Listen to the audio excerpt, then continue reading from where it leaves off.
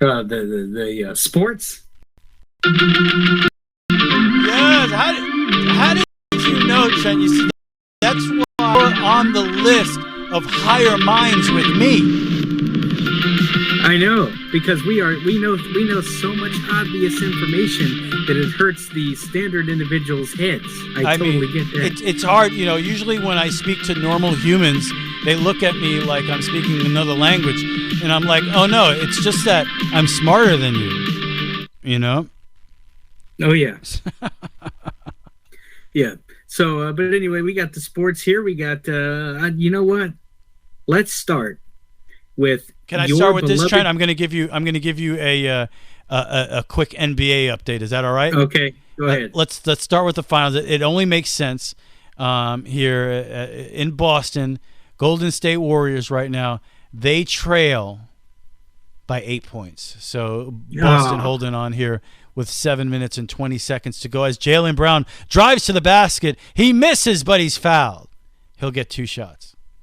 Okay, you got a little bit of a play-by-play skill in you. Okay, you can do NBA play-by-play. I'm just waiting. One day, maybe Breen gets sick, and my phone rings, and it's Rich Carroll, Jeff Van Gundy, and Mark Jackson calling an NBA final game with Lisa Salters on the sideline. Yeah, that I think that would be a good broadcast, actually.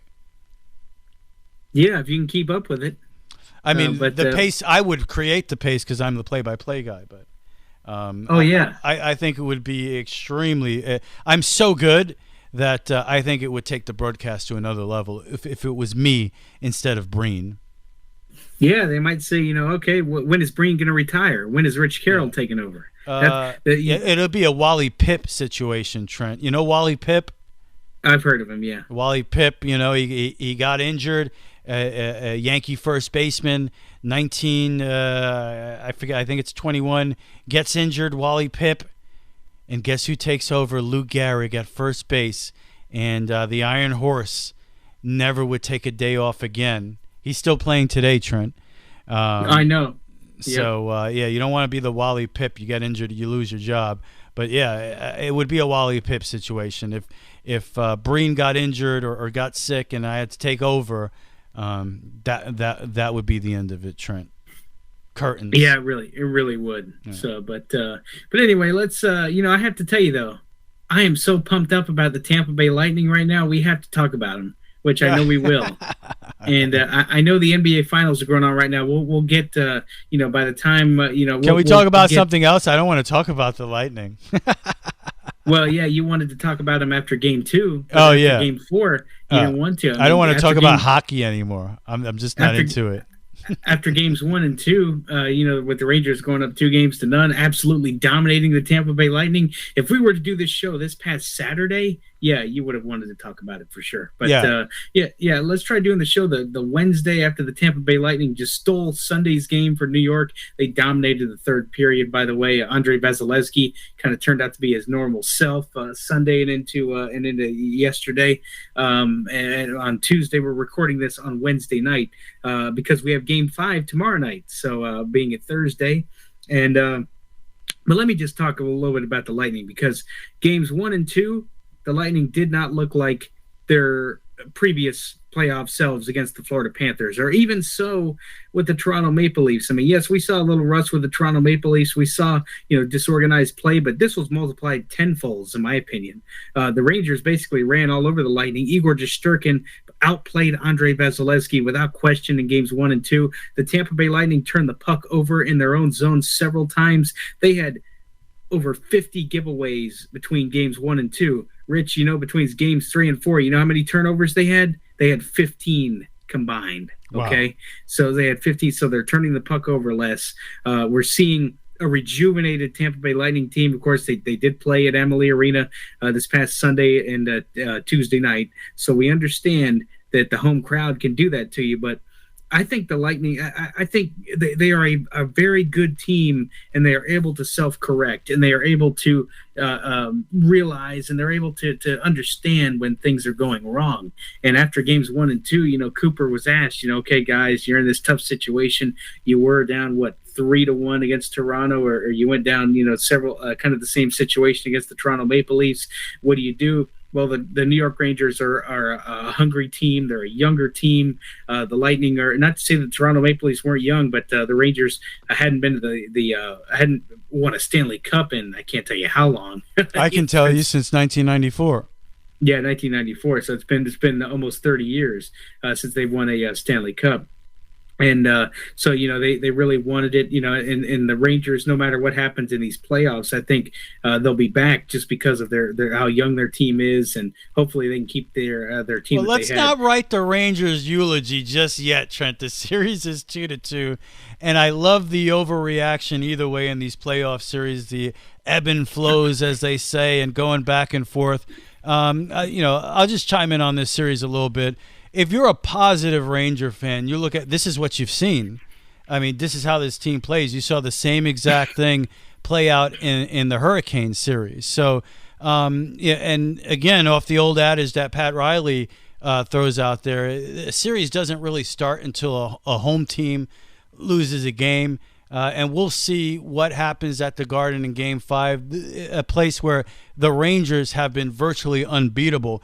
And if the Rangers do lose Game 5, I've always said it's part of my sports philosophy that Game 6 on the road, down 3-2, is an almost impossible spot to be in. So if you're the Rangers and you're thinking about winning this series, you need to win Game 5. That is a must-win game. You lose Game 5, you're not winning Game 6 in Tampa Bay. It's not happening. So the design here is, which is what I said at the beginning of the series, this is going to go 7. That's what you expect. That's what happens in these series. Rangers will win Game 5 at home. The Lightning will win Game 6 in Tampa Bay, and we'll see what happens at the Garden in Game 7. But, Rangers won the first 2 games, and you do get fooled a little bit there because you got a 2-0 lead in Game 3 in Tampa Bay. And where this series turned was Rangers up 2-0. They get the 4-minute minor, and you're thinking, wow, 4-minute power play. Rangers go up 3-0 in this game. They're about to go up 3-0 in the series. What happens? They commit a penalty 2 minutes later. Basically, the power play there is a wash, and you ruin what was a great opportunity with the 4-minute minor. 3 unanswered goals later, Tampa Bay Lightning take Game 3. And once they took Game 3, you knew they were winning Game 4. I mean, that's just the way these things go. So there's just nothing surprising about this series so far. It's kind of gone exactly the way you would have expected it to go. So I think, of course, if you're a Lightning fan right now, you're feeling good because you just won 2 straight games at home. But I think if you're a Ranger fan, you look at the way this team has played, how resilient they've been, down 3-1 in the first round. Basically, the home being a dominant team at home throughout the playoffs. This is what you were expecting this series to be. So, yeah, you get a little greedy when you're up 2-0 in Game 3. But did you really expect to win that game?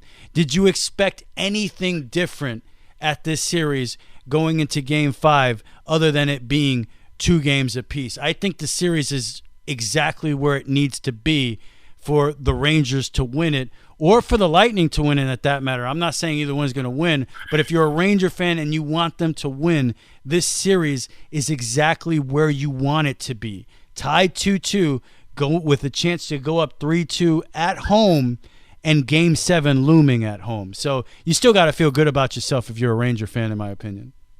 I mean, you do, but you look at the Tampa Bay Lightning as well. If the Lightning were to go down, like for example, they won. They won on Sunday, but if they were to lose, if the Rangers were to have stolen a game on Tampa Bay's home ice at Amalie Arena on Tuesday, then of course that would mean the Rangers would go up 3-1. I don't think the Tampa Bay Lightning can beat the New York Rangers 3 straight games. I said that before last night's game, and of course I was wrong. We've beaten them 2 straight. Now winning Game 5 is going to be very, very, very difficult. I completely understand that, but you're starting to see the Tampa Bay Lightning, you're starting to see their self-correcting, if you will, kind of show itself. And you're starting to see, the team that we've seen earlier this season. We're starting to see the team that has kind of shown up in these playoffs come to fruition. And because the Tampa Bay Lightning have these types of experiences, because of the postseason experience that the Lightning do have, they're in a good spot, in my opinion. They really are. You're always going to feel good after you win 2 games. But again, I don't think you can feel some of those things where, we're seeing the team that they're supposed to be until they win that road game. I think you can say those things after they win a game at the Garden. Because, look, it's the way these things work. If the Rangers go out there and win Game 5 at the Garden, which I think they probably will the way the playoffs have gone so far, then the narrative is going to be completely different. Rangers 1 game away from going to the championship. The Lightning, maybe this is it. You can't win every year, blah, blah, blah. There's just this incredible swing of emotions every time you win a playoff game to when you lose a game. I just think the series is right where you thought. I mean, I don't think there's a Ranger fan out there that thought the Rangers were going to sweep this series, that thought they would go up 3-0. And I think there's no doubt it was a huge comeback in that 3rd game, and it hurts a little more when you were up 2-0 with a 4-minute minor in that 2nd period, and you're looking at it like, whoa, is this really going to happen? Are the Rangers, like, my reaction was, is this really going to happen? Like, disbelief, like, no, this can't be. You're expecting the Lightning to do what they did, and they did, So there's not going to, even if the Rangers win Game 5, I think the Lightning are going to win Game 6, and this is going to go 7, and who knows what's going to happen in that 7th game. Or it could go the other way, which I know, like, from the way you're talking is how you're feeling right now. If you're a Lightning fan, this is the team that's won 2 straight champions, and you have every right to feel this way. This is a team that's won 2 straight championships. We've won 2 in a row at home. Looks like they've figured this out. We're going to go win a game we're going to win the next 2, and let's go to Colorado. So we'll see. We'll see if the Rangers have something to say about that.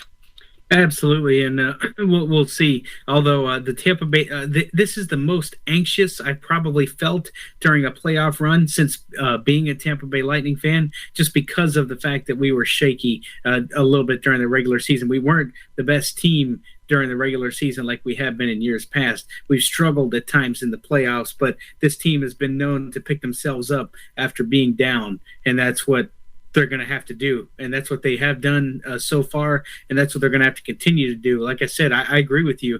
Their next huge challenge is winning a game at Madison Square Garden, where it is a very, very tough place to play. But I would also argue for the opposing team, and I'd also argue for the New York Rangers standpoint, Amalie Arena is a tough place to play. Tampa Bay doesn't have double-digit losses in the playoffs and for quite some time. Tampa had a streak of their own where they won double-digit amount of home games prior to losing one in the playoffs once before. So it's very that's why I don't think Trent. I don't think the Rangers are going to win a game at the Amalie Arena in this series. It's all going to be about, will the Lightning be able to win a game in Madison Square Garden? Because they're going to win their 3 games in Tampa.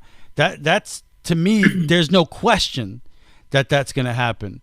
The question is, can they win a game at the Garden? We know they're not going to lose a game in Tampa. Can they? And it just so happens that the Rangers get 4 games at home in this series. Game 7 is at the Garden. So I think the way it's going to work out here, it is the way it's going to work out. Tampa has to win a game at the Garden. Can they do it? It's going to be in the first 5-10 minutes of tomorrow night's game. We're going to be telling. That's for sure. It just depends on which Lightning team We see if they're winning faceoffs, if they're controlling the puck in their own zone, if they're taking advantage of the power plays. And I will tell you, a lot of people are upset, have been upset this series with the officiating. And yeah, they are. There were a few plays that stand out in my mind. There were a few situations where penalty should have been called, but you know what? The officials in this series are saying, "Hey, look, guys, this is playoff hockey. You're going to get bumped into the boards. Sometimes you're going to get tackled. You're going to get roughed up. But that's the reason you're in the playoffs, and you need to be prepared for that." And for the most part, the officials are letting these teams play. Now, in terms of taking advantage of the power play, the Lightning power play has been very good, and so has their penalty kill. Whenever they've had penalties, like you said on Tuesday night, the Rangers scored their only goal thanks to a Tampa Bay penalty, and the same thing on Sunday as well. So you got to give credit to where credit is due. And if this series goes 7, you could see Braden Point appear at some point during this series. It's all contingent upon tomorrow night. If the Lightning don't win tomorrow night, you're probably not going to see Braden Point for the rest of the season. You just never know.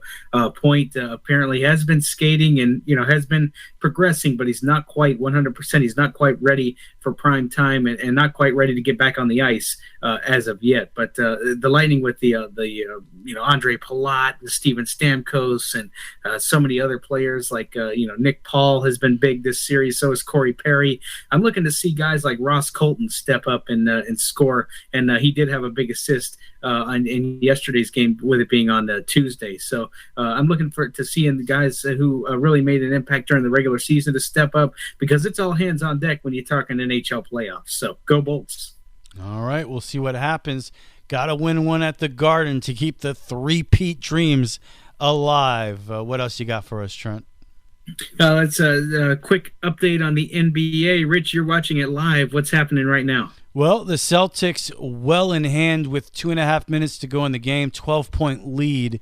So it's looking like the Boston Celtics are well on their way to a 2-1 lead in this series. Yeah, man, what a great homecoming for the Boston Celtics. I mean, of course, games 1 and 2 were in at the Chase Center in San Francisco. But when you come to Boston, man, let me tell you something. TD Garden is a tough place to play if you're an opponent of the Boston Celtics, because they have all those pregame ceremonies, and you got the crowd constantly on your feet yelling, "Let's go Celtics!" And you got all the I know, it makes me sick, Trent. I hate hearing it. I don't like it. You're going to hear it. At least it's not your team that's playing. At least the New York Knicks aren't in this. That's true. But and that's probably a good thing for everybody involved.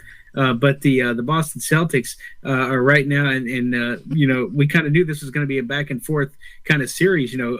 Boston ended up winning the game on Thursday night, opening night for the NBA Finals.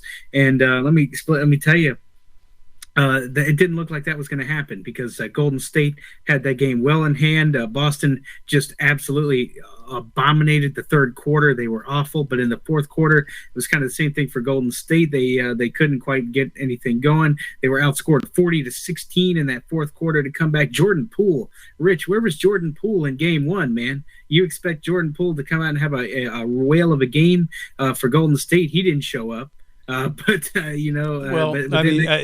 no doubt about that. He didn't show up, and you expect those role players to show up when it's a home game, But I will say, when talking about Jordan Poole, he had a great regular season. He didn't have as good a series against the Dallas Mavericks, but they were still able to win that series. But you look at game 2. So he scored 17 points, 25 minutes. He contributed, hit that near half court shot, with the shot clock winding down there in the second half. He had a lot of big moments in game 2, and I think was a big part of why the Warriors won game 2. I mean, he was their second leading scorer. Steph Curry, of course, had the 29. If Golden State wins this series, there's no doubt that he's probably going to be MVP. I mean, look, and we were talking about emotion swings and how you view a series from game to game. Game 3 here in Boston, 116, 123 seconds left. Looks like Boston's going to have another victory off of a dominating fourth quarter, which is what you got in this game. But it's also a game that's their first home game. So we'll see what happens. It's going and again, you get greedy if you're the Celtics, right? You take game 3 at home. By winning game 1, you actually give yourself home court advantage. So now if you're the Celtics, you have a shot in game 4 to take a commanding 3-1 lead going back to San Francisco. So and you look at this, these role players got to be better. I mean, if you're Jordan Poole, game 3 in Boston, you had 10 points in this game. You did nothing. Klay Thompson, a much better game, put up 25. Steph Curry giving you what you expect with a 31. He's kind of giving you the feel of almost like a Luka Doncic in the Western Conference Finals, where you could put up 40 and you're going to get the L. So and that's what happened in this game. Look, Steph Curry's been great in this series. It's all going to be about, and apparently you need more than Klay Thompson because he gave you a good game in this game. But guys like Jordan Poole, only 10 points, and even guys like Kevon Looney. You want to see that rebound number higher. He only had 7 rebounds tonight. If you're the Golden State Warriors, you need Looney on the offensive boards, giving you second chance opportunities. You need him to be your big guy in this series, in a series where obviously the Celtics are a bigger physical team. And tonight, Looney really did nothing for you. Only 7 boards, 6 points. So, and again, it's not something that's unexpected. It's game 3 in Boston. You split the first 2, it's all about this next game here.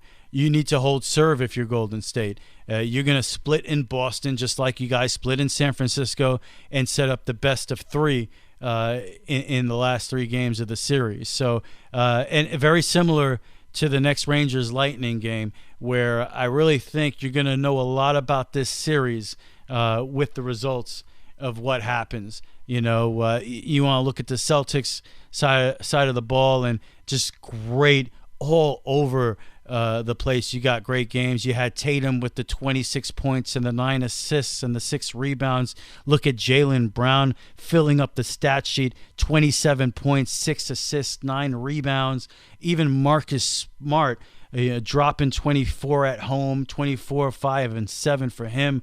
Horford actually contributed in this game, after having a brilliant game 1, disappeared game 2, in game 7, filling up the stat line, 11, 8, and 6. So, at home, those role players play better, and I think this is huge now. Game 4.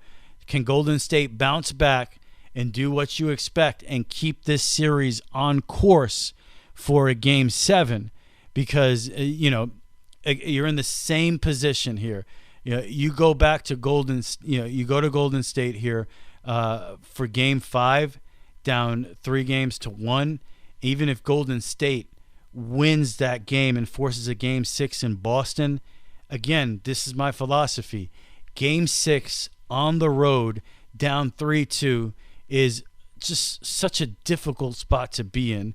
You're going to have Boston. Boston, that's how it's going to work out. So Boston game 6 up 3-2. That's going to be a tough spot for Golden State. That's a near impossible game to win, in my opinion. So they need to win game 4 and split the Boston trip and have this series 2-2 going back to San Francisco is vital. And what I was telling you about last week was it seems like the third quarter for the Boston Celtics is their nemesis. It seems like they can have a good first half and just kind of fall apart in the third quarter like they have in other games, like they had a big lead early on, and then of course you're going to have to try to maintain Golden State's runs. I mean, Golden State is a team that plays with runs in their favor, and they're going to be a part of some runs during games, then you look at Boston. They had a double-digit lead. Golden State cut it to 2 at one point. But then Boston ended up in the fourth quarter, the money quarter, as they call it, ended up making plays when they needed to. It seems like the third quarter has been Boston's kind of troublesome quarter. If they can clear that up, they'll be fine. You have to play 48 minutes of solid basketball, or as close to that as possible. And let me just jump in on that, Trent, because that's exactly the way it played out in this game. You look at the third quarter, the Warriors outscored the Celtics 33-25. In the third quarter, you're starting to feel good about yourself. You get the game to within 2 points, and all of a sudden you look at that fourth quarter. Golden State Warriors scored 11 points in the fourth quarter tonight. Celtics win the fourth quarter 23-11, and they win the game 116-100. But 11 points from the Warriors in the fourth quarter. So far in this series, the Warriors have owned the third quarter, and the Celtics have owned the fourth quarter. Trent, which one would you rather own, the third or the fourth? Fourth, without question. Yeah, that's winning time. So so far, Celtics getting it done in winning time. Yeah, your powerful third quarter is irrelevant if you lose the game. 100%. Yep. So, all right, well, let's move quickly, finally, to the baseball diamond. We always start with the Tampa Bay Rays. Let's start off with your New York Yankees. How are they doing? Yeah, I don't even want to talk about them because they just keep winning. They keep lengthening that lead in the American League East. Although Wednesday night, tonight, the Yankees did finally lose a game. Their 7-game losing streak is over, and the Rays did gain a game because the Rays beat St. Louis. But still, in the grand scheme of things, the Yankees are on fire, and they still are well into the month of June. So tell me a little bit about them. What's going on? Well, Yankees won 7 straight games. It seems like there's always another winning streak with this team right now. Extremely impressive so far with the pitching. You saw them last week where you had back-to-back games of Jameson Taillon and Garrett Cole bringing perfect games into the 8th inning. Just really exceptional pitching and great starts all the way around from whether it's Nasty Nestor Cortez, Severino, and that's been the difference with this Yankee team so far. They've been able to pitch better than everybody else, and you can overcome what has been really, as good as the Yankees have been, you feel like they can be better because there's just a lot of guys on this team underperforming right now. We've talked about Joey Gallo and Aaron Hicks, both 32% and 33% respectively below the major league average in OPS. So that's pretty awful. You look at a Gleyber Torres who has had some big hits. He's been clutch this season, a couple of walk-off hits, but still the guy has a 286 on base percentage. He's only hitting around 250. You look at Rizzo early on in the season, the guy was hitting 284. He's down to like 210. But still, even with Rizzo, he has recently a game-winning base hit up the middle against the Angels, a 2-run single, and then the big 3-run home run the other day against the Minnesota Twins. So, I love Rizzo's approach at the plate. I feel like the guy could be hitting 210 and I still want him up in a big spot because he's going to choke up on that back. He's going to make contact. He's going to make things happen. So Rizzo, I'm a little less worried about. Even LeMahieu, you look at it, he's only hitting 250, but he had a big grand slam. He always seems to get big hits. So I'm not as worried about him. Donaldson as well, not playing up to his potential. So a lot of guys in that lineup, and they're not done yet as far as what this roster is going to be. It is going to be very interesting because this Yankee team hasn't been in this position for years. You look at it at the situation right now, 7 games up, all right, on June 9th on both the Toronto Blue Jays and the Tampa Bay Rays. Look, on June 9th, up 7 games, it's still a collapse. It's not guaranteed the Yankees are going to win the division. You can blow a 7-game lead. There's no doubt. We've seen teams blow bigger leads in August. But still, where the Yankees are right now, the way they're pitching, a 7-game lead, it's a huge collapse if they don't win the division this year. Even with that, you're expecting that they're going to make the playoffs. With that pitching so far, it's the best pitching in baseball, no doubt. And you're going to expect some of the injuries with the bullpen. They should have a pretty deep pen by the end of the year. But when you look at the Yankees right now, 40-16, 7 games up on the Blue Jays, 7 games up on the Rays. Pretty much have played well against every team in the division so far. You got to feel good about the Yankees. Another 7-game winning streak now. Tyone and Nestor Cortez, back-to-back starts from guys that poor starts from guys that have been brilliant. You can't be great every start. You hope that doesn't become a pattern. I don't believe it will.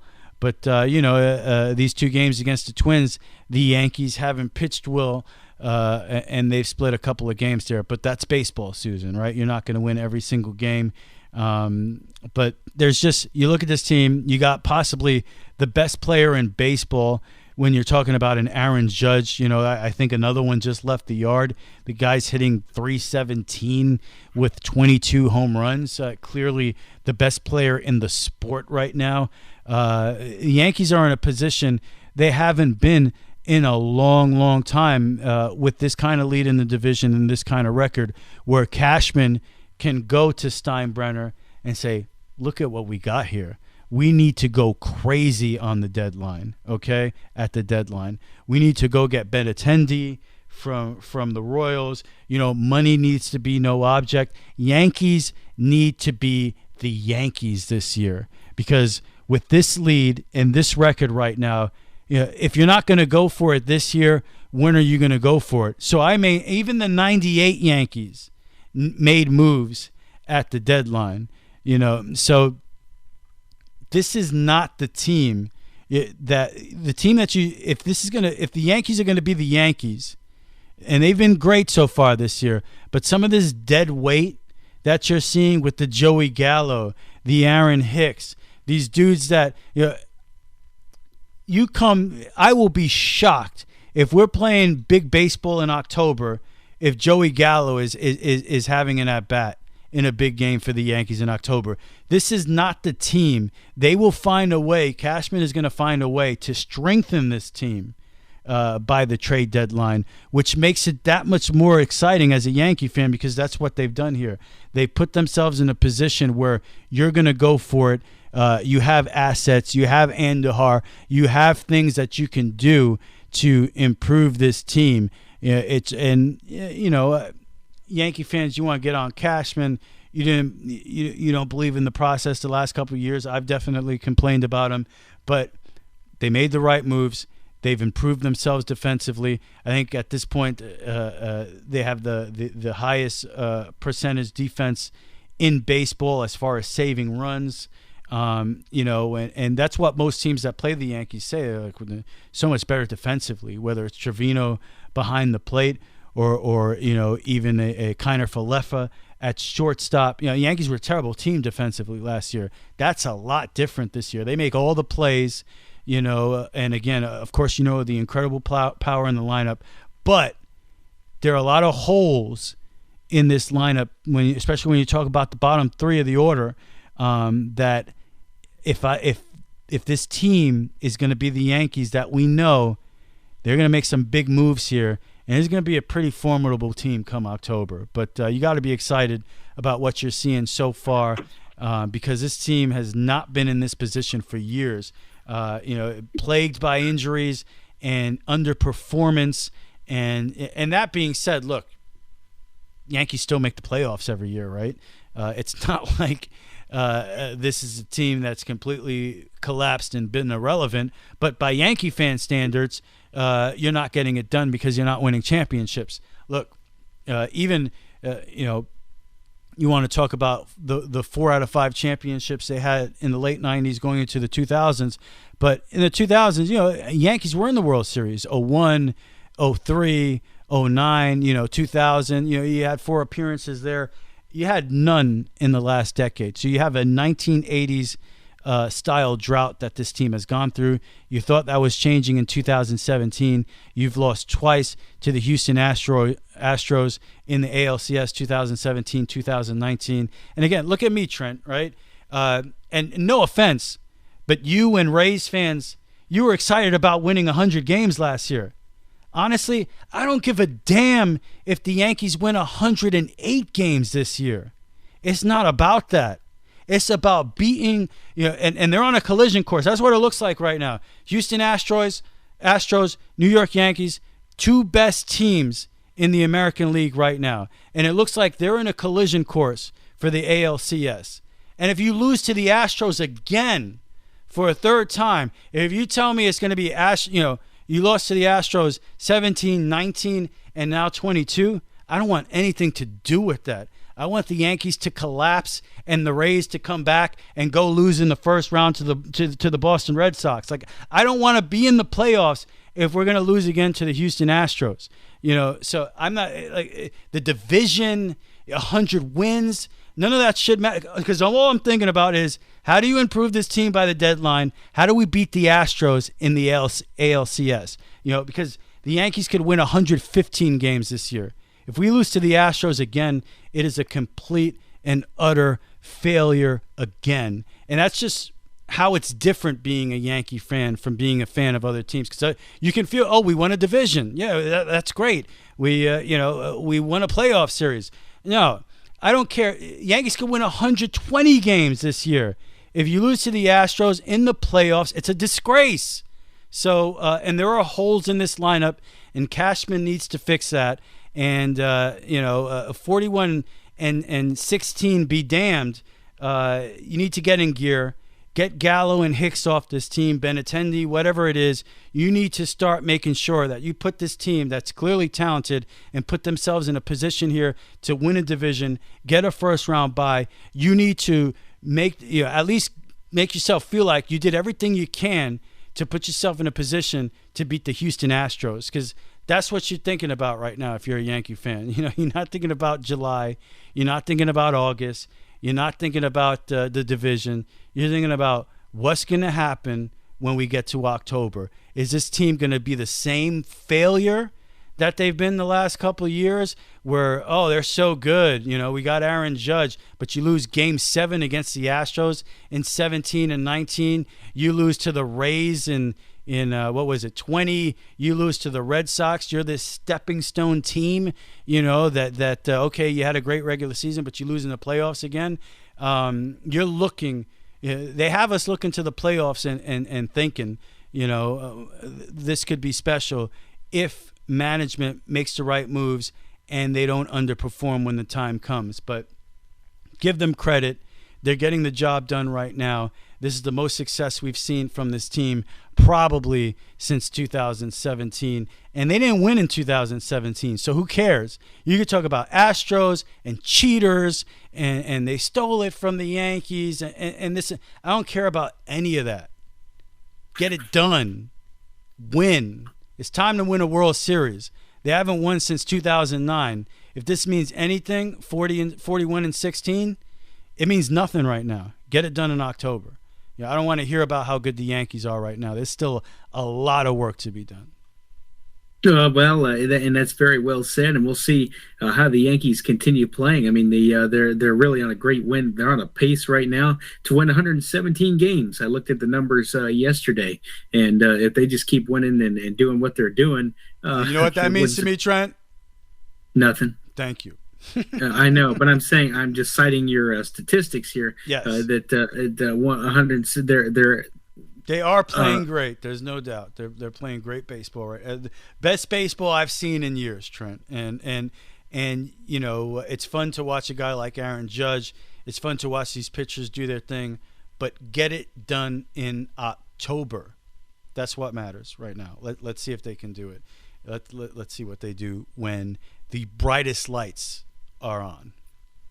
Absolutely. So, and then we move to the Tampa Bay Rays, who are fighting. They're two-time division champions as it is.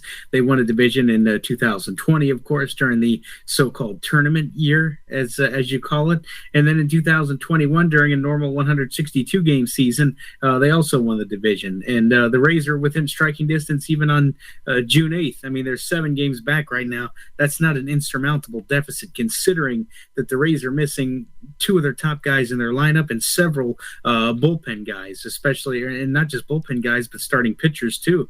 I mean, you're missing, of course, we knew that Tyler Glasnow wouldn't play this year because he did have Tommy John surgery, but you're missing guys like Pete Fairbanks and JT Chagua. You've been missing those guys since April. And then you have guys like Brandon Lau go down. Brandon Lau dealt with injuries since he's been here, and this year being no exception. And who knows when he'll be back. You got Manuel Margot, who's not playing at 100%. He's not running as well as he should be, and so he's not, stretching the single into a double when he has the opportunity to do so. And he's just kind of playing to get by, unfortunately, right now, just because he's had some injuries that he's dealing with. And Kevin Cash and the team are trying to manage it. And then you have Wander Franco, their top prospect, has been dealing with a quad issue for most of the year. They finally put him on the IL. There's no telling when he'll be back. But it may be here within the next month or so. It just depends. They're managing him as well, but it was time for Franco to be sat down for a few days, and just because his approach at the plate wasn't a Wander Franco like, if you will. And so you're missing, Brandon Lau and Wander Franco are 2 guys that are really had some production down that Tampa Bay Rays lineup, but with the injuries, guys have had to step up. Guys like Randy Rosarena, Kevin Kiermaier has been put in different places all around the lineup. Some nights he's good, some nights he's not so good. Yandy Diaz, I'm starting to see some production out of him. Yandy's reached base for the last several games. Ji-Man Choi is riding an 8-game hitting streak, so that's good to see. So you're starting to see the Rays offense having to make some moves, and look, with as many guys as they're missing, and as many guys who are attempting to step up, and you really can't complain that the Tampa Bay Rays are right now at their high water mark at 10 games over 500, and they're within striking distance in the American League East. They're tied for second with the Toronto Blue Jays. I mean, I would be happy with all of the injuries and with all the adversity this team has faced. I would be happy with them at 500. But you know what? They're 10 games above that, and if they've been hanging around 10 games above that for quite some time. If you want to play, that's the only way they're still in. If the Rays are 500 right now, they don't have a shot. Because even at being 10 games over 500, they're 7 games behind the Yankees right now. And if you look at it, the 3 of the best teams in the 3 teams in the American League East are going to the playoffs. That's what makes what the Yankees have done that much more impressive, is that Blue Jays are one of the best teams in the American League. Tampa Bay Rays are one of the best teams in the American League. 3 teams from the American League East are going to be in the playoffs. The Tampa Bay Rays are going to be in the playoffs. Toronto Blue Jays are going to be in the playoffs. And obviously the Yankees are going to be there as well. But come on, who's leading the AL Central right now? The Minnesota Twins? The Tampa Bay Rays are better than the Twins. The Blue Jays are better than the Twins. You go out west, of course, you have the Houston Astros. Yankees, Astros, best teams right now. Who's in second place in the AL West? The Angels, who just lost 1 million games in a row. They're 27-30 right now. The Angels and Joe Madden was fired too. Former Tampa Bay Ray manager. They fired right. Madden in the middle of the season. And Joe Madden just got fired, former Tampa Bay Ray manager. But let's be honest, the way it looks right now, the Yankees, the Blue Jays, and the Tampa Bay Rays, they're all going to make the playoffs. And we'll see how it all cracks up by the end of it. But there are a lot of bad teams in the American League. In the Central, there's only 1 team over 500, and that's the Twins. White Sox right now in second place, 26-27. They stink. Everybody in the Central stinks. Everybody out west stinks. The Angels are in second place. They're 27-30. They suck. They're 0-10 in their last 10 games. They're terrible. The Yankees, the Blue Jays, the Rays, and the Houston Astros, those are the best teams in the American League. So again, and I said it last year. I thought you had three evenly matched teams in the American League East, and let's see how it all shapes out at the end in the postseason. I think even with the 7-game lead, if you're the Yankees, it's still three pretty evenly matched teams in the American League East, and because of the shape of the American League, all three are probably going to make the playoffs. And it really doesn't matter who wins the division. I know you're going for that bye and everything, but I think that's a little bit of an overrated thing. So I think the Yankees, the Jays, and the Rays all have themselves in good positions and will all have something to say come October. Yeah, they will. And as long as the Rays keep doing what they're doing, and they're getting guys back slowly but surely. Wander Franco will be back. Brandon Lau will be back. You got Andrew Kittredge has already come back, a reliever that Tampa Bay has missed for quite some time. Shane Baz, one of their starting pitchers that looked good at Durham, coming back from an injury, and he's been recovering as well. So Shane Baz is expected to enter the rotation in their next road trip when Tampa Bay, speaking of the Twins, they go to Minnesota. That's the first stop of a 3-city road trip, a 3-city 9-game road trip. There's an off day mixed in there, so it's 10 days as a whole. But look, the Rays have some tough games coming up. You mentioned, the Twins, even though they're leading the American League Central, and even though the Rays are a better team, I think on paper than the Minnesota Twins, the Twins have been tough. Not just in spring training, they've won the Knutson Cup during the spring for quite some time, but also just in the regular season, they got guys that can hit, and their manager, Rocco Baldelli, former Tampa Bay Rays coach, he was a member of their coaching staff for quite some time. He knows the ins and outs of this organization, and he's seen a lot of players that have been on this team in the past. With the Twins, I'll believe it when I see it. I never believe in the Twins. And again, that's a good sign to me. Twins first place in the Central, that means it's going to be a good October for the Yankees, because usually the way it goes is Yankees play the Twins, knock them out, go on to the World Series. That's usually what happens. I forget the exact record, but the Yankees record with the Twins is just ridiculous. The Twins have a horrible record with the Yankees over the years, especially in the playoffs. It's futility. It's just you feel like it's just always going to turn out where if the Twins are somehow involved in the postseason, they're going to draw the Yankees, and guess what? Yankees are going to win. But Minnesota's posted a losing record against the Yankees every single year since 2002. 15 straight years of complete ineptitude against the Yankees. Collective record against the Yankees in that span, 31-78, a .284 win percentage, which would translate, if they played the Yankees all season, it would be 46-116. It's the 15th worst regular season mark in modern Major League history from one opponent to the other. Twins against the Yankees over the past 15 years, one of the 20 worst teams in the last century against an opponent. So, it's pretty, and to take it a step further, since 2002 at Yankee Stadium, the Twins are 12-40 in the Bronx. 12-40. So you know what? When you see the Twins are good and you're a Yankee fan, you're like, okay, there's an easy win in the postseason. But then there's always that voice in your head that says, well, maybe this is the year the Twins finally beat you. But I just don't think they have the pitching. They have guys in that lineup for sure. They can hit for power. A couple of old Yankee friends, and whether it's Gary Sanchez, a couple different guys. So, hey, they got some talent offensively, but not enough pitching. I welcome seeing the Twins in October if that's the case, for sure.